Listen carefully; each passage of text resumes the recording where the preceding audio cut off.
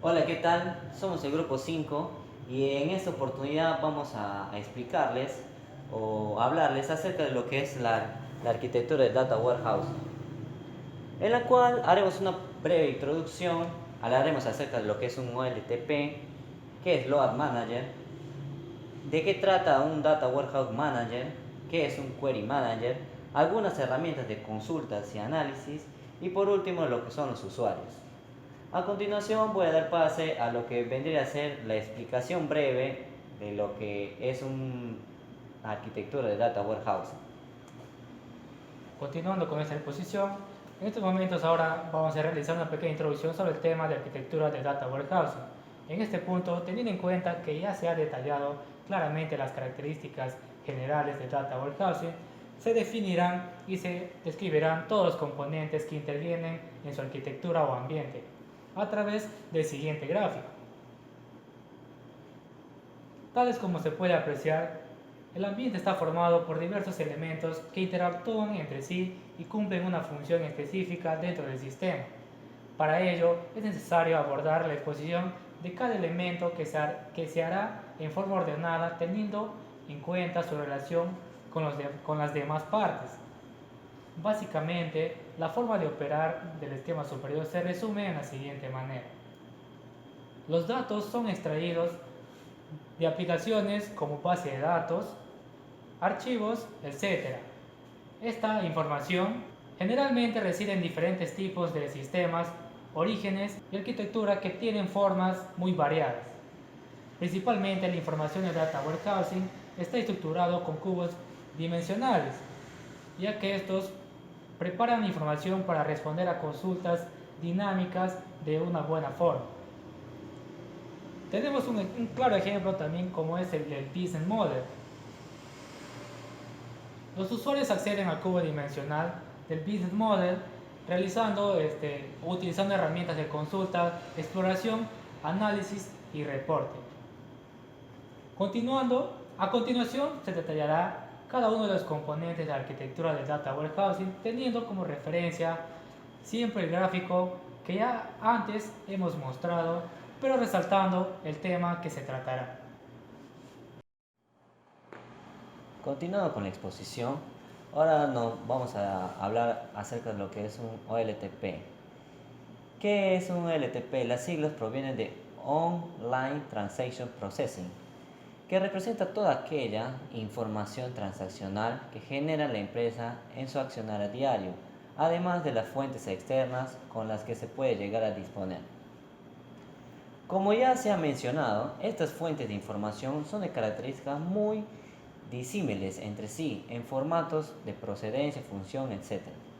Entre los OLTP más habituales que pueden existir en cualquier organización se encuentran los archivos de texto, los hipertextos, las hojas de cálculo, los informes semanales, mensuales, anuales, etc. y las bases de datos transaccionales. Bien, continuando con la exposición, vamos a hablar acerca del Load Manager. Para empezar, para poder extraer los datos desde los OLTP, para manipularlos, integrarlos y transformarlos, para poder posteriormente cargar todos los resultados obtenidos en el Data Warehousing, es necesario contar con algún sistema que se encargue de ello, precisamente la integración de los datos en quien cumplirá con tal fin.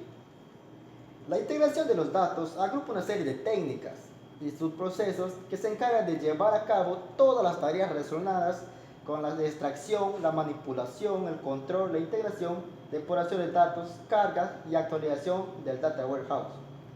Es decir, todas las tareas que se realizan desde el que se toman los datos de los diferentes OLTP hasta que se carga en el Data Warehouse. Como se mencionó anteriormente, son solo una de las muchas técnicas de la integración de datos.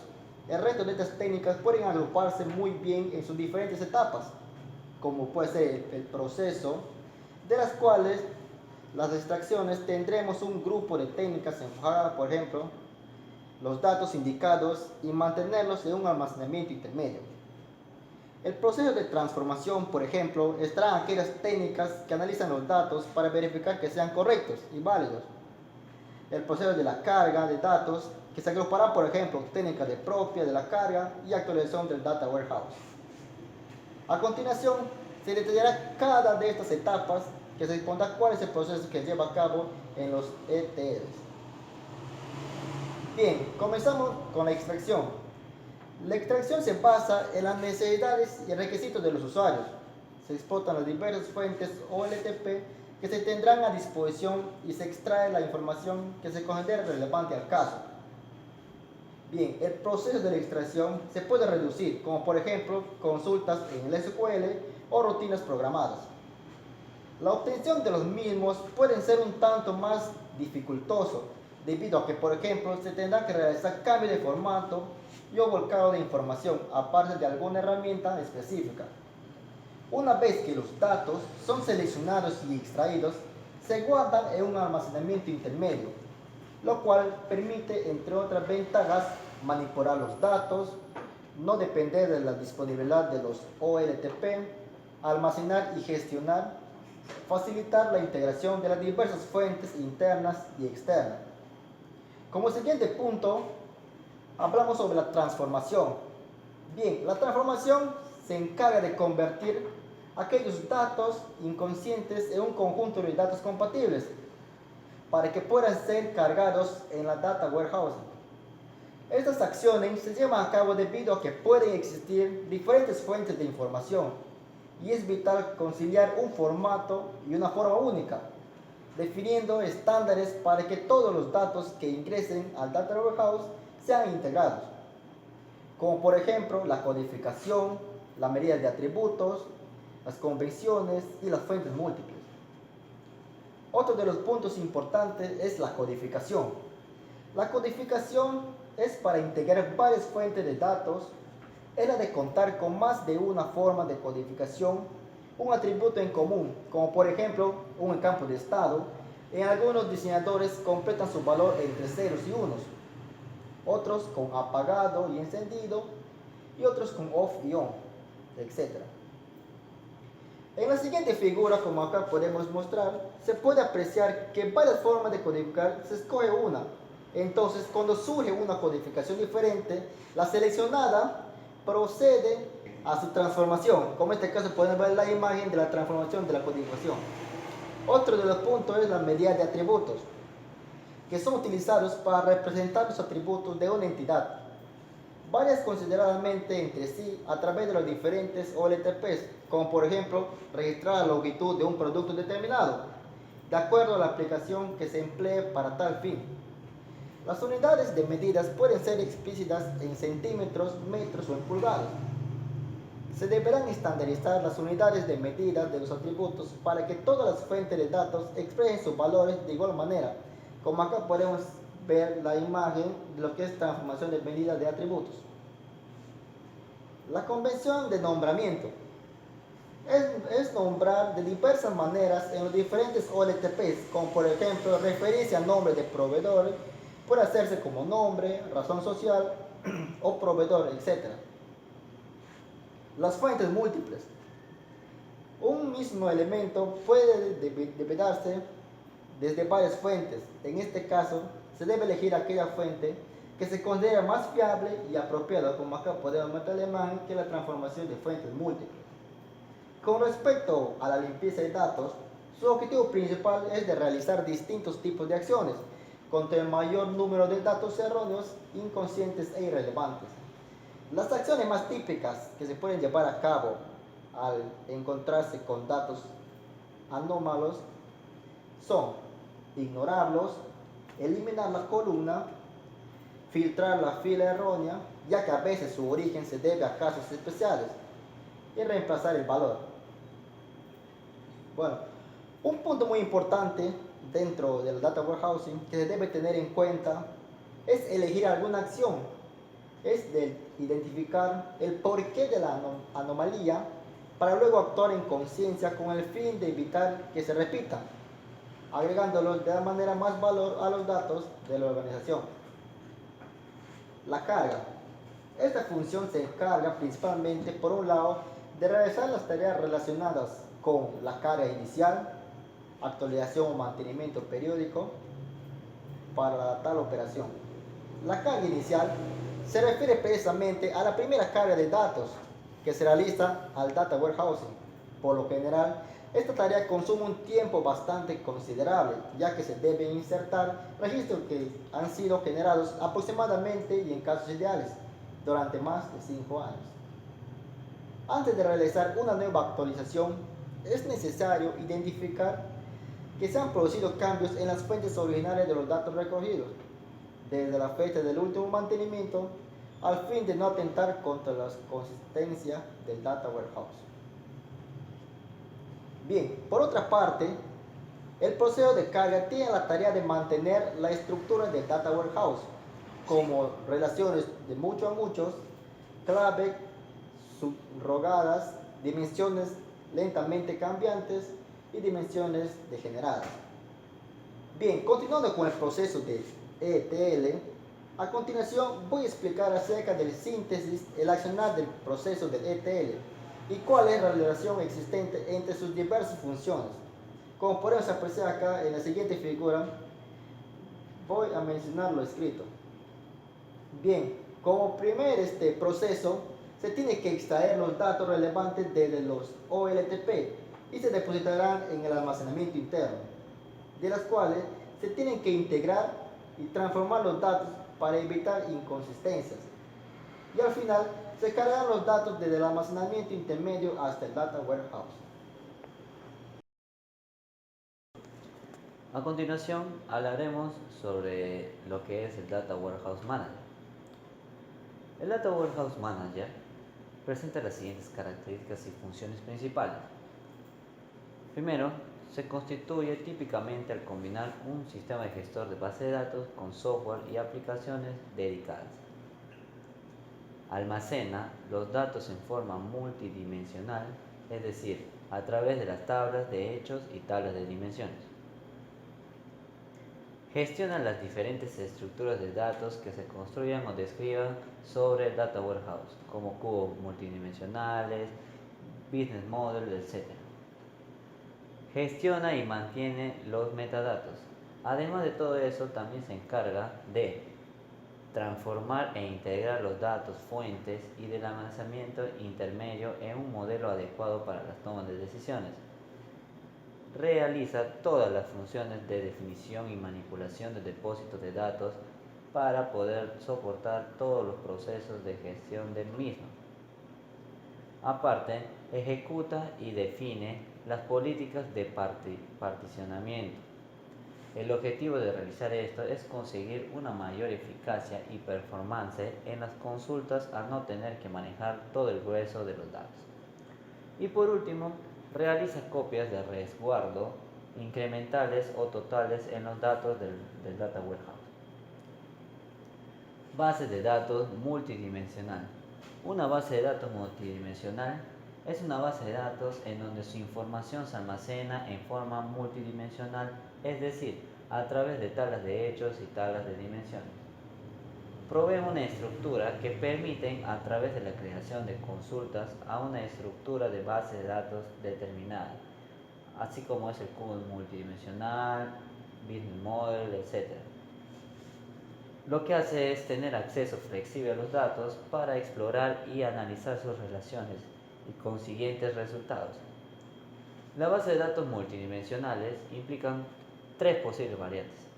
Una de ellas es el esquema de estrellas, el siguiente es el esquema de copo de nieve y por último tenemos el esquema de constelación o copo de estrellas.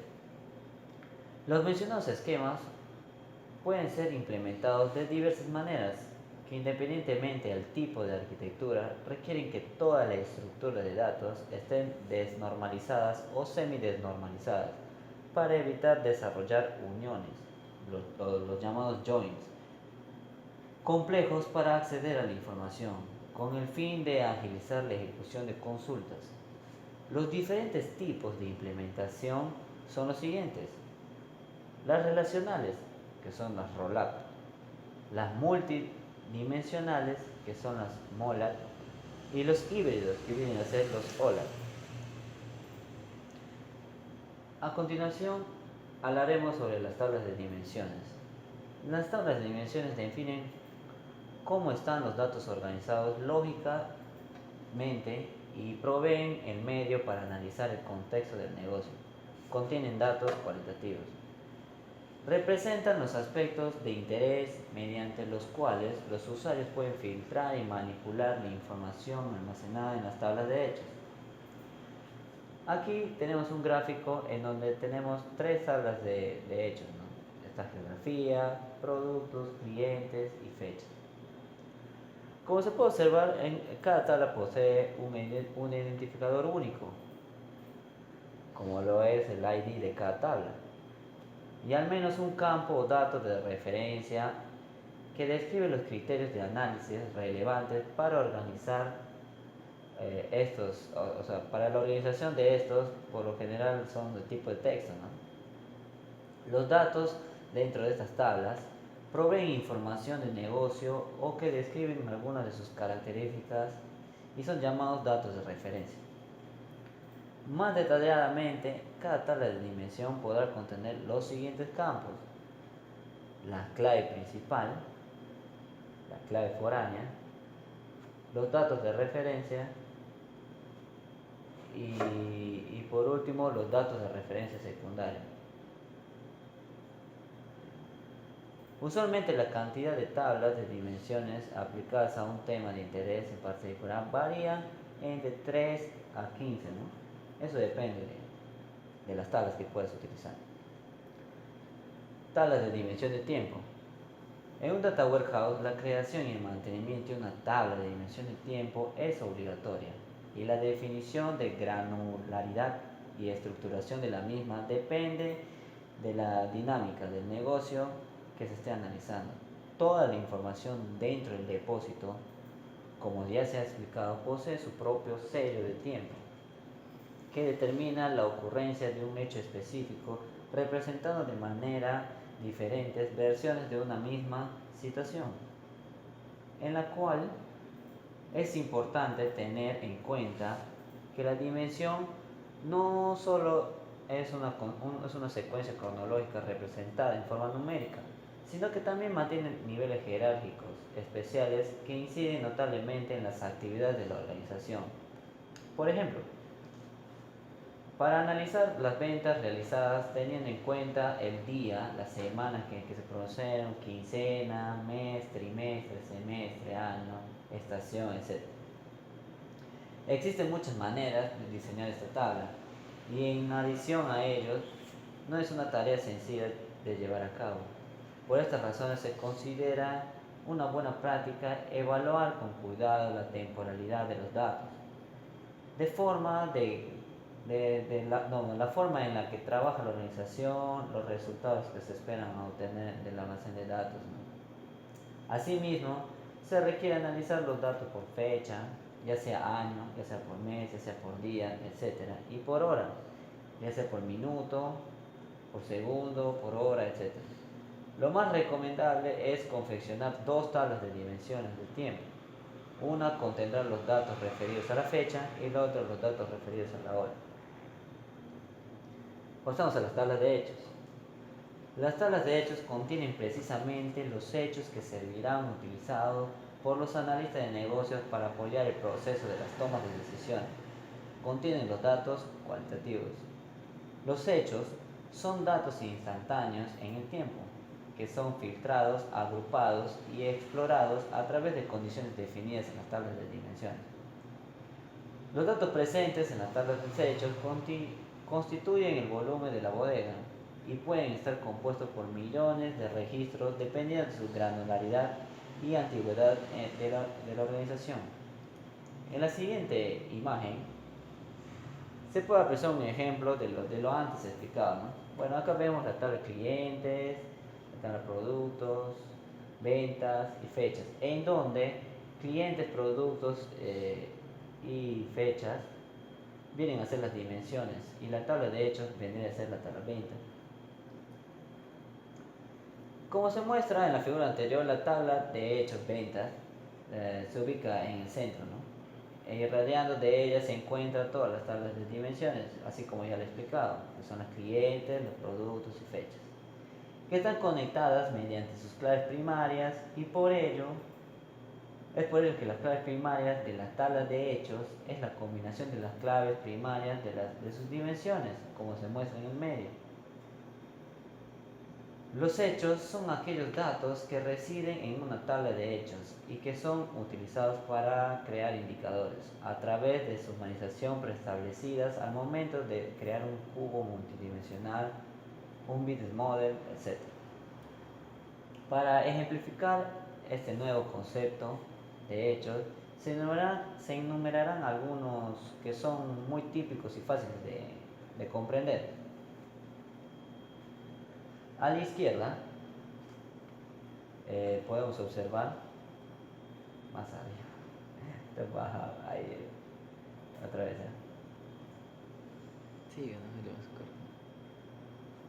a A la izquierda de la igualdad se encuentran los hechos y a la derecha se encuentran los campos de los OLTP que son utilizados para representar.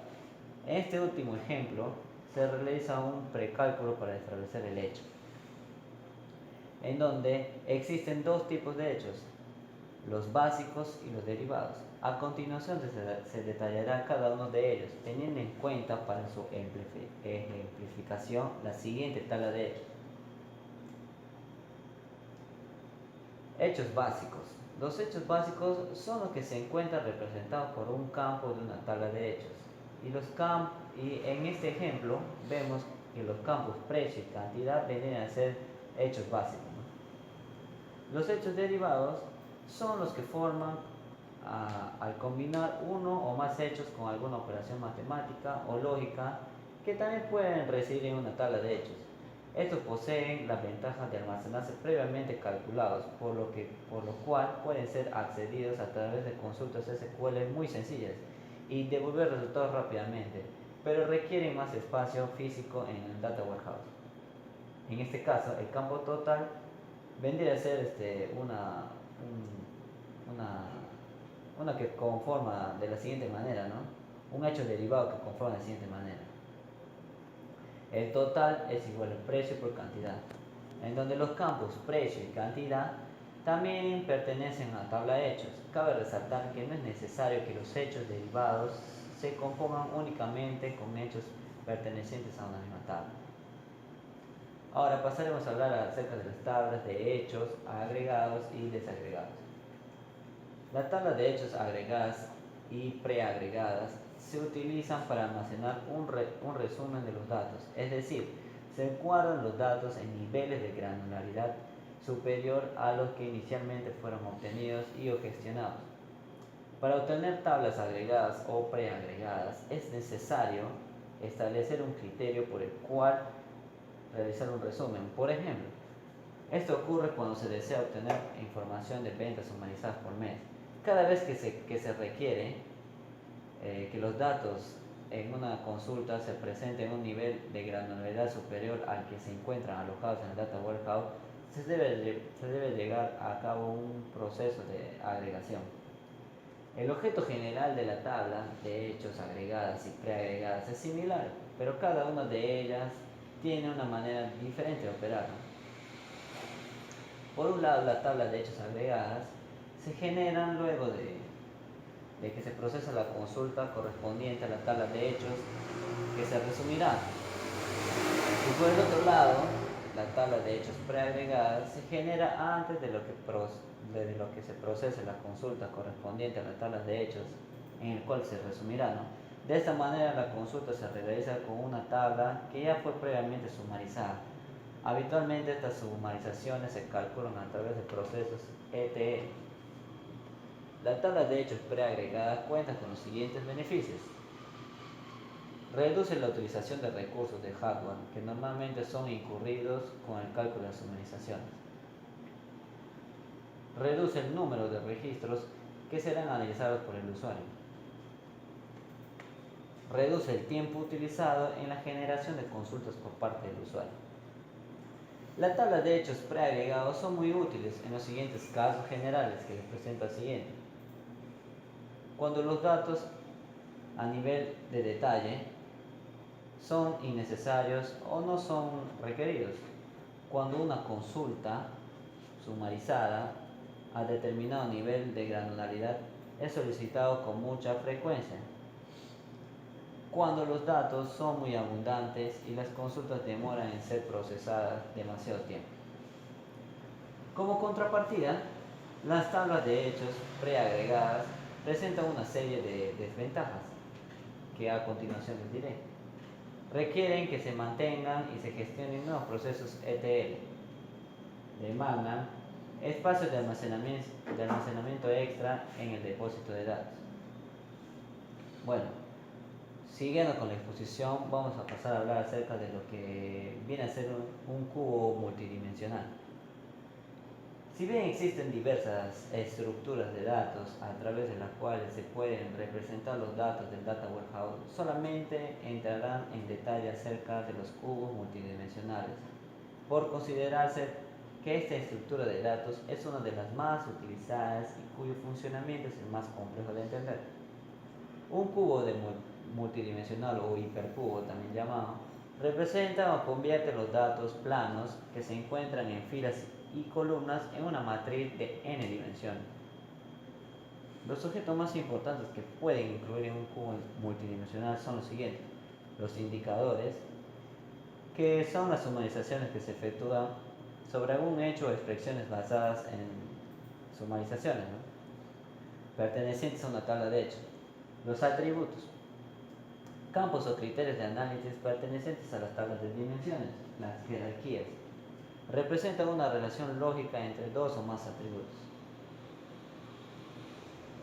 Bueno, de esta manera, en un cubo multidimensional, los atributos existen a lo largo de varios ejes o dimensiones, y la intersección de las mismas representa el valor que se tomará en el indicador que se está evaluando.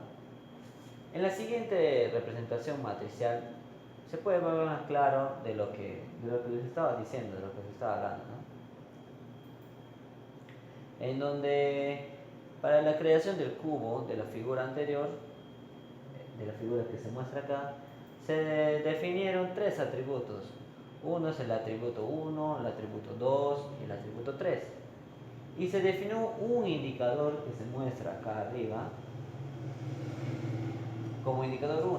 Entonces, el cubo quedó compuesto por tres dimensiones, tres ejes, una por cada atributo, con cada uno de sus respectivos valores asociados. También se ha seleccionado una intersección al azar para demostrar la correspondencia con los valores de los atributos. En este caso, el indicador 1 representa el cruce entre el valor 5 del atributo 1 y con el valor 4 del atributo 2 y el valor 3 del atributo 3. Se puede observar que el resultado del análisis está dado por los cruces matriciales de acuerdo a los valores de las dimensiones seleccionadas. Más específicamente, para acceder a los datos del Data Warehouse se pueden ejecutar consultas sobre algún cubo multidimensional previamente definido. Dicho cubo debe incluir entre los objetos indicadores, atributos, jerarquías, etc., basados en los campos de las tablas de dimensiones y de hechos que se deseen analizar.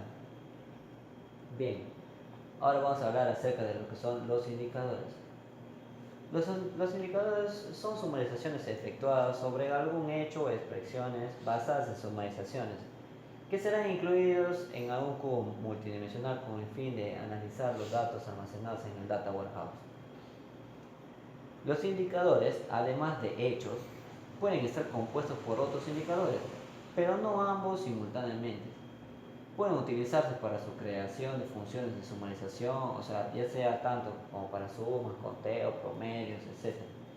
O también como para funciones matemáticas, estadísticas, operadores matemáticos y lógicos. Los atributos. Los atributos constituyen los criterios de análisis que se utilizarán para analizar los indicadores dentro de un cubo multidimensional. Lo mismo se basa en una gran mayoría en los campos de las tablas de dimensiones y o expresiones. Dentro de un cubo multidimensional, los atributos son el eje del mismo, ¿no? Jerarquías. Una jerarquía representa una relación lógica entre dos o más atributos pertenecientes a un cubo multidimensional, siempre y cuando posean su correspondiente relación, o sea, que sean padre e hijo. Las jerarquías poseen las siguientes características. Puede existir varias en un mismo cubo. Están compuestas por dos o más niveles.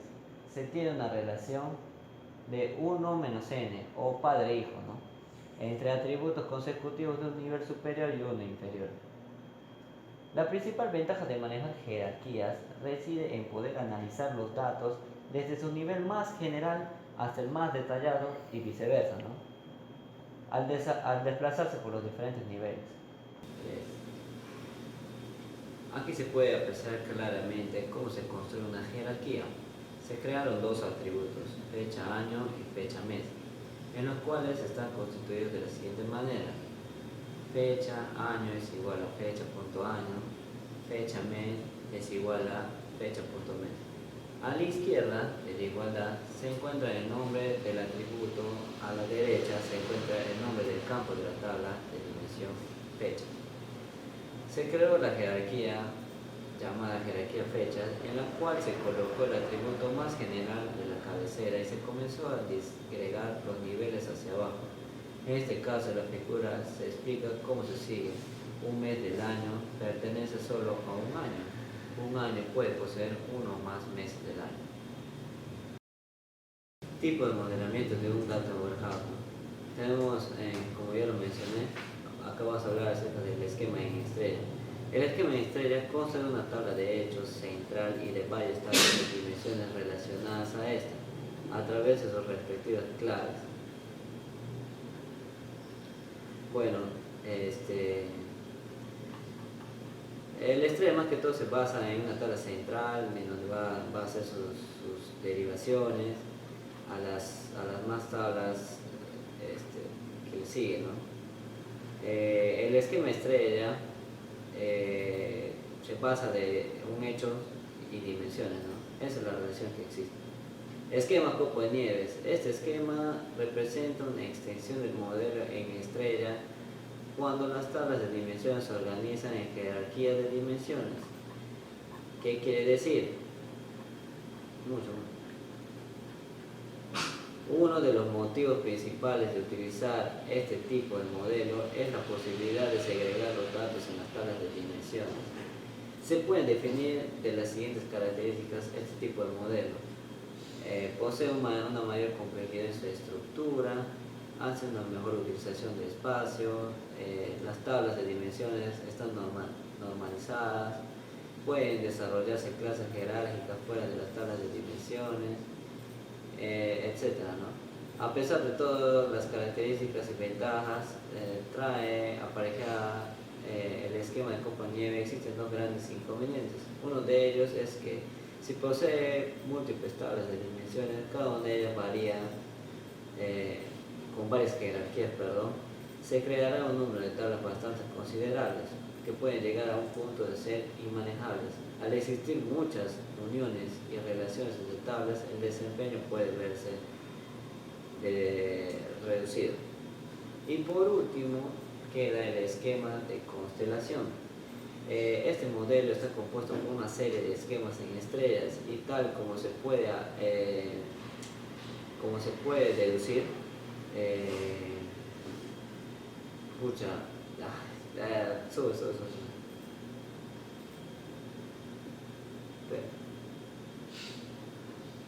como se puede deducir, las cuales pueden ser de sumarización de la principal, ¿no? Dichas tablas yacen en el centro del modelo y están relacionadas con sus respectivas tablas de dimensión.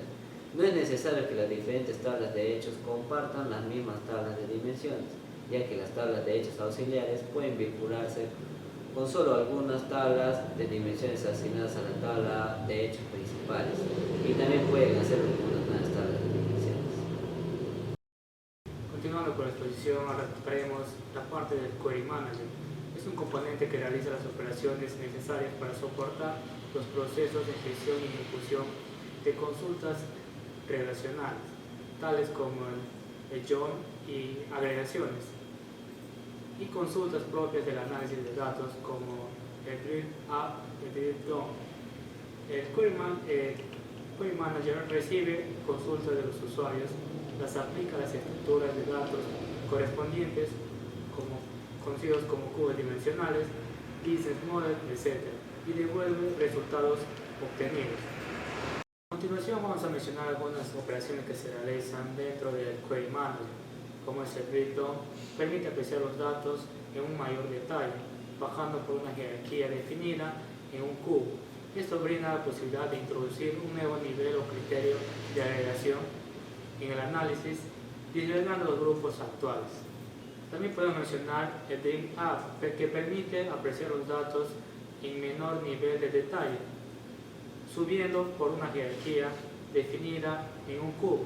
Esto brinda la posibilidad de quitar un nivel a criterio de agregación en el análisis y también agregando a los grupos actuales.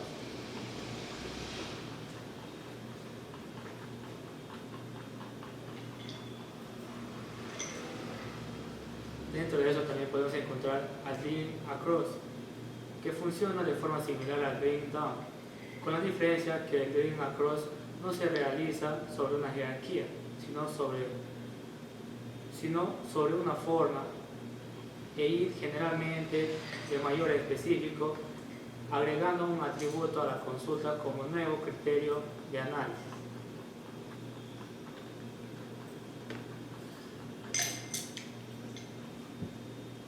También podemos mencionar el roll across. Funciona de forma similar al drill up, con la diferencia que el roll across no se hace sobre una jerarquía, sino en su forma de ir de lo específico a lo general. Es quitar un atributo de la consulta, eliminando de esta manera un criterio de análisis.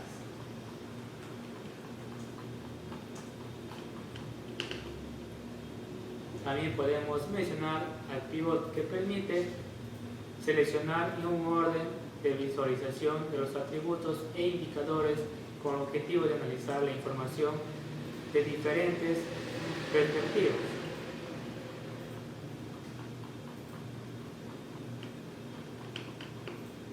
También dentro de estos encontramos al page, que presenta un cubo dividido en sectores a través de los valores de un atributo, como se trata de una página de un libro.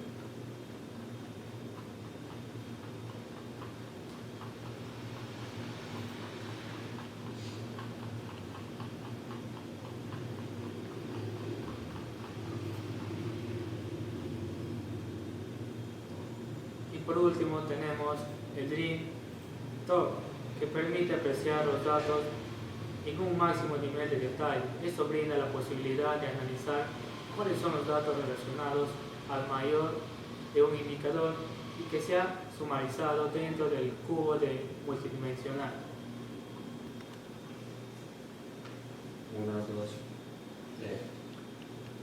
Ahora, siguiendo con la exposición, tocaremos la parte de herramientas de consulta y análisis. Las herramientas de consulta y análisis son sistemas que permiten a los usuarios realizar la exploración de datos en el Data Warehouse. Básicamente, constituyen el nexo entre el depósito de datos y los usuarios. Utilizan la metadata de las estructuras de datos que han sido creadas previamente en cubos multidimensionales, también como en el Business Model, etc., para trasladarse a través de consultas en SQL los requerimientos de los usuarios, para luego devolver un resultado obtenido. A través de la interfaz gráfica y una serie de pasos, los usuarios operan consultas que son enviadas desde las herramientas de consulta y análisis al Query Manager, y esto a su vez realiza la extracción de información en el Data Warehouse Manager y devuelve resultados obtenidos a la herramienta que se la solicitó luego. Estos resultados son expuestos ante un usuario en formatos que ya son familiares para él.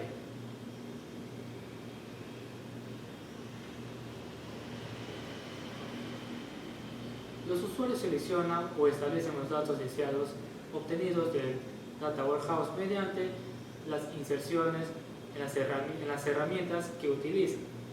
Las herramientas reciben el pedido de los usuarios, contribuye la consulta utilizando la metadata y lo envía a jQuery Manager. El Query Manager ejecuta la consulta sobre la estructura de datos con el que se está trabajando, más conocido como cubo dimensional o también como el Business Model. El Query Manager también obtiene sus resultados de la consulta. Las herramientas de consulta y análisis generalmente comparten las siguientes características: accesibilidad a la información, que esto a su vez permite el acceso a la información a través de diferentes estructuras de datos en forma transparente para los usuarios finales. Apoya en la toma de decisiones, permitiendo la exploración de datos a fin de seleccionar, filtrar y personalizar los mismos para obtener la información oportuna, relevante y útil para apoyar en el proceso de toma de decisiones. Orienta también a los usuarios finales para que les permita a través de este entorno amigable e intuitivo a que los usuarios puedan realizar análisis y consultas sin tener conocimientos técnicos. Existen diferentes tipos de herramientas de consulta y análisis y de acuerdo a la necesidad del tipo de usuario y el requerimiento de la información. Se deberá seleccionar las más propias en el caso. Entre ellas destacan las siguientes: el reporte y consultas, OLAP, el dashboard, el data mini y el API.